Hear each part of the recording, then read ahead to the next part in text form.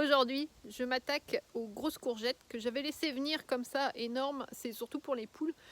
Dans la plus grosse, qui est un petit peu plus tendre, j'ai prélevé quelques morceaux parce que ce matin, j'ai demandé à mon corps qu'est-ce qu'il avait envie de manger, qu'est-ce qu'il aurait envie de manger aujourd'hui, et il m'a dit un flan aux légumes.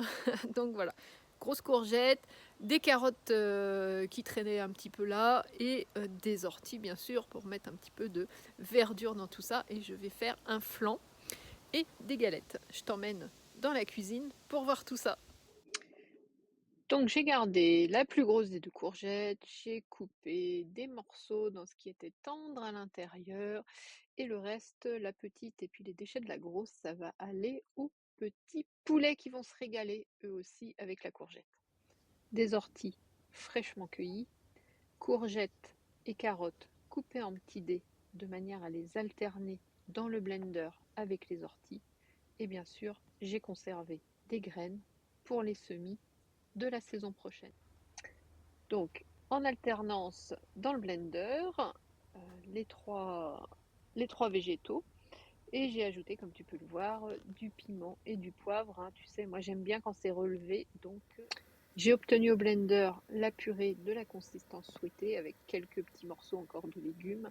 Je mets une partie dans mon saladier pour préparer ma pâte. J'incorpore des œufs et de l'huile d'olive, puis de la farine de sarrasin, de la fécule de maïs pour donner de la légèreté. J'ai également mis un tout petit peu de bicarbonate de soude. Pour le côté fun, j'ai mis un petit peu de caroube, c'est ce qui va faire la coloration un peu chocolat. Et c'est parti, on mélange le tout et on pourra ensuite, cette fois-ci, laisser reposer un petit peu avant de s'en servir ou pas. Ensuite, il n'y a plus qu'à faire cuire quelques galettes à la poêle où je me suis franchement régalée. Elles étaient hyper moelleuses, c'était vraiment un délice. Je te conseille, revenu un peu dans de l'huile d'olive, enfin, comme des crêpes, hein, recto verso, vraiment génial. Et pendant ce temps-là, j'ai mis le reste de la pâte à cuire dans le moule à cake. Seulement, j'ai un peu oublié de minuter le four qui a chauffé très fort au début, et ce qui fait que mon flan s'est transformé en cake parce qu'il a trop cuit. Donc j'étais un petit peu déçue parce que j'avais vraiment envie d'un flan et pas d'un cake.